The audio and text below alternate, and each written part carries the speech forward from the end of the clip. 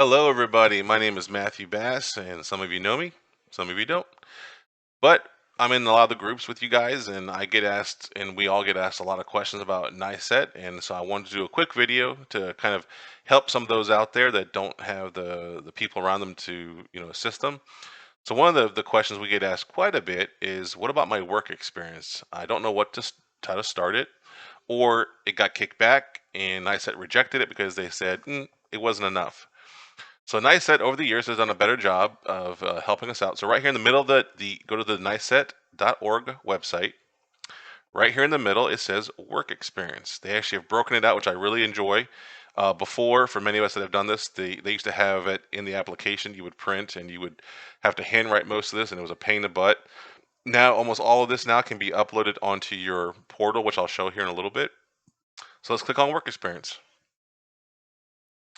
So right here, it kind of goes over and talks about a little bit about some of the basic stuff about the work experience. But let's go down here to the meat and potatoes of what is going to be needed. Work history, all levels. Okay, so some of these things that we're going to talk about on here is going to apply for different fields. So they kind of made it generic to cover everything. So you can apply whatever is for your field, like fire protection, layout, whatever. But the first thing they talk about, they've even bolded it. The work history needs to be complete and detailed record of employment history with dates, employers, locations, position held, status, supervisors, and work performed. All work activities, regardless of relevance to the certification, should be included. So right here it says first-time applicants and those specifically directed by Nicet for the span of your entire career, add and complete any entry for each position held at each employer for any period within a given position in which your responsibilities changed significantly. Okay. So for most of us, like myself, I had to do my NICET after I've been in the business for about 10 or 11 years, which most of us will tell you sucks because you have to go back from the entire span of your career, those 10 years, and update your work history for every position, especially if it's changed. If you went from like a helper to a fitter to a foreman to inspector, that's 4 different work histories you have to put down. It sucks the first time for all of us. We've all had to do it, but that's what NICET's looking for. It even tells you first time applicants. Okay, returning applicants. Upgrades to higher levels and additional subfields are and to document your active points towards recertification. Follow the instructions from the period of time from the end date of your last work history to the date you submitted a new application. So basically what they're saying is that say we did our first level 1 application was let's say January of 2022, okay? We submitted our application, we took our exam, we passed it, we got our certification a couple months later. Then we say, you know what? Let's go for our level 2. And in between that time, we went from being a helper to a lead inspector. Okay, so you're now that we are a returning applicant.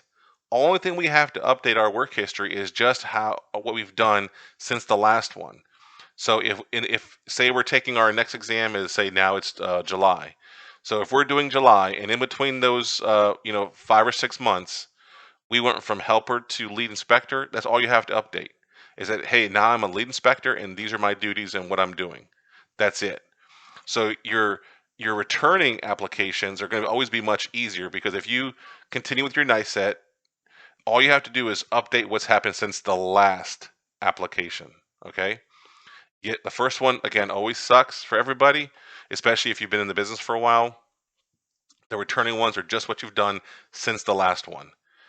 Down here, it talks about that each section, at a minimum, should include these items right here. Your specific duties performed, and you can go down through the list, but they want specifics. They want detailed. I can't tell you how many times I've had technicians that worked with me, and they wanted me to review their work history before we sent their application in, and they would literally put one sentence: "I do this, I do that." And it's like, no, they want detail. They want specific components. Especially if you're in like a level 2 or level 3, you should be talking from what they're looking for. You should be talking about if you're a level 3 technician, whether you're doing ITM, water, or fire alarm, your vocabulary of what you're doing should be much more than someone who's doing a level one who only needs 6 months of experience. You should be talking about those systems. You should be talking about the things you've been working on, the projects. They want specifics, detailed. It even says complete and detailed, and these are the things at a minimum. So, those that are having struggle with their work history, I highly suggest you go to the Nicet.org website, go to work experience, and just please read this first. It makes it very clear what they're looking for. So if you get rejected, many times it's because you either left out something, there was a gap, or it wasn't specific about what your duties were. So please follow this. It's very helpful. Down here, they even give you an example of what the format should look like. As a blank, I performed the following blank. This was under, I was lead, or I was under a supervisory, but someone else was watching me. It's telling you everything right here, right here. Okay. So please, I would highly suggest go to the Nicet.org website, click on work experience, and just please read this. It's very, very helpful. So a lot of people always ask, okay, now that it's all electronic format, where do I go to update my work history? That's where you have to get your login. So you click on this. We're going to log into our portal, and where you have to update your work history, because normally when you first log in, it's going to show you your current uh, certification levels. It's going to show you how far along your CPD points have been until you have to recertify. So everybody needs 90. I have 86 remaining. I've uploaded 4 for this cycle. But where you go to update your work history is under your profile. So right here under profile, you click profile. You click update profile. And then you kind of scroll down, because this is all your basic stuff. And then right here, right below here, is where you start to update. You put in the title of the company, your position, all that stuff. And here again, it explains first-time applicants, returning applicants. Example. It also says that in your work history, especially if you start breaking out your work history based on, like, ITM sprinkler, ITM fire, regular fire alarm, special hazards, because some of us get into different fields, you can't just copy and paste it. They want to see that there's no way that the two positions can be exactly alike. So please don't copy and paste it. I think they even just say that don't copy and paste it. The wording should look a little different. So when you go down here, you update all your positions. You put your subfields that you need. You put your percentages, and then you click Save Changes, and now your work history is up to date. So now you have nothing else you know to do. So we'll log back out.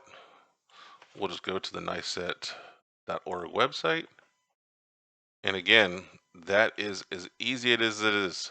Work experience, a good breakdown right down here. Your profile, to update your work experience, you have to get your log in, and update your profile. I hope this helps everybody. If you have any questions, please just let me know. Reach out to me. I hope you guys have a great day. Bye.